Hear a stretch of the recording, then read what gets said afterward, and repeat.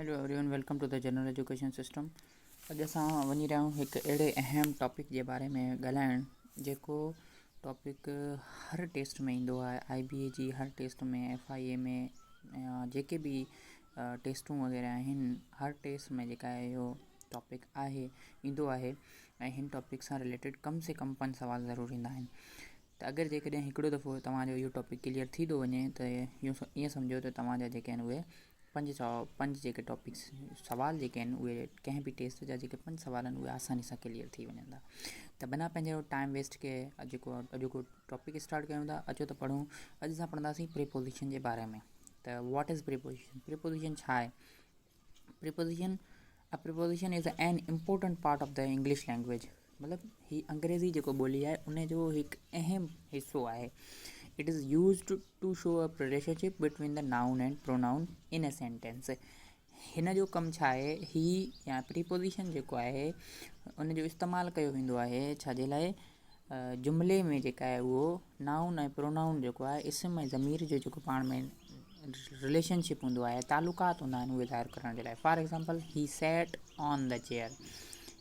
हाणे हिते ही हिकिड़ो जेको उहो प्रोनाउन आहे ऐं चेयर हिकिड़े क़िस्म जो जेको आहे उहो नाउन आहे। त नाउन ऐं प्रोनाउन जे विच में जेका आहे रिलेशन ॿुधाए पियो।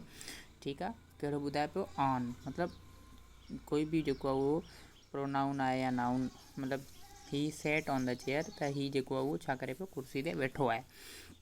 उन खां पोइ अचो त काइंड्स ऑफ प्रोपोजिशन पढ़ूं। Kinds of proposition, there are 5 different types of preposition. Preposition जा 5 टाइप्स आहिनि। Simple preposition, double preposition, compound preposition, participle preposition and phrase preposition. हाणे अचो त इन डिटेल्स में पढ़ूं। Simple preposition are words that like at, for, in, of, and, on, our, etcetera etcetera. These common preposition can be use to describe a location, time or place. इहे शयूं जेके आहिनि उहे इस्तेमालु थींदियूं आहिनि कंहिं बि मतिलबु जॻह ऐं लोकेशन ॿुधाइण जे लाइ।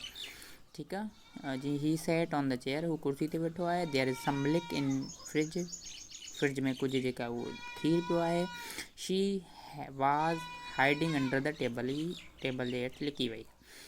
उमेदु आहे त तव्हांखे सिंपल प्रीपोजिशन समझ में आयो हूंदो। अचो त हाणे डबल प्रीपोजिशन जे बारे में पढ़ूं। Double preposition are two simple preposition used together often including direction.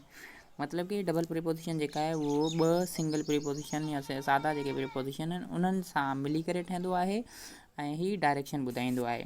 For example, into, upon, onto, out of, within ऐं विदाउट आहे used in sentence. She never leaves without her phone. मतिलबु हू ज़िंदा नथी रही सघे जेका आहे उहो, या हू कॾहिं बि हिन जो मोबाइल छॾे नथी सघे।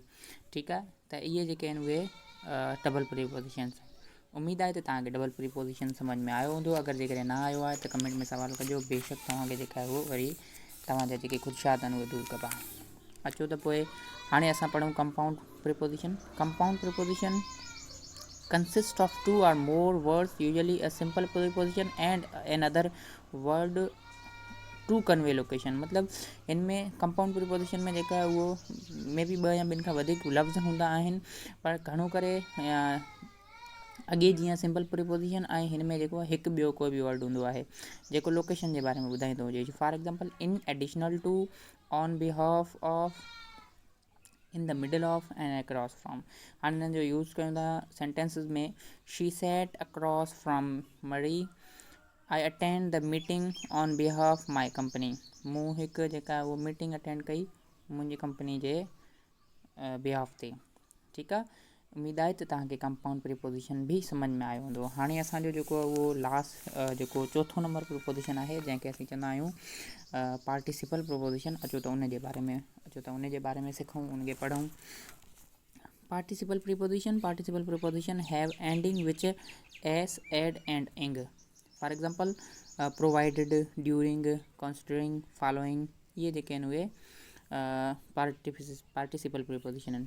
प्रीपोजिशन अहिड़ा प्रीपोजिशन जेके एस ते, ईडी ऐं ING ते ख़तमु थियनि त उनखे असां चवंदासीं पार्टिसिपल प्रीपोजिशन। ठीकु आहे, हाणे यूज्ड इन सेंटेंस। हिननि जा जेके आहिनि उहे सेंटेंस में इस्तेमालु। द डॉग केप्ट फॉलोइंग हिम होम। कुतो हिन खे घर खां पीछो करे रहियो आहे। ही work on job during the end another at night. ठीकु आहे, उमेद आहे त तव्हांखे पार्टिसिपल प्रीपोजिशन सम्झ में आयो हूंदो। हाणे अचो त लास्ट पंजो जेको आहे फ्रेज़ प्रीपोजिशन जेको आहे उहो पढ़ूं। ठीकु आहे, फ्रेज़ प्रीपोजिशन में ॾिसूं था छा आहे। फ्रेज़ प्रीपोजिशन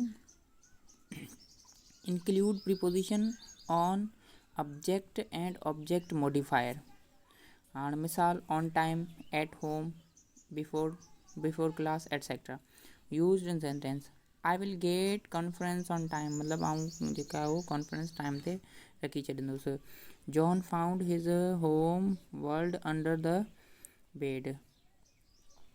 उमेद आहे त तव्हांखे फ्रेज़ प्रीपोजिशन बि सम्झ में आयो हूंदो। इहे हुआ असांजा जेके आहिनि उहे प्रीपोजिशन जा 5 टॉपिक ऐं 5 ही जेके आहिनि उहे टाइप्स ऑफ प्रीपोजिशन हुआ। उमेद आहे त तव्हांखे सम्झ में आयो हूंदो। जेतिरो थी सघे इन वीडियो मां तव्हां ॼाण हासिलु कयो। ऐं जेकॾहिं तव्हांखे का ॻाल्हि सम्झ में न अचे त कमेंट में ज़रूरु ॿुधाइजो असांखे। ऐं अगरि जेकॾहिं तव्हांखे वीडियो नॉलेजेबल लॻी आहे त लाइक, कमेंट, शेयर ऐं सब्सक्राइब करणु न भुलिजो। Thank U.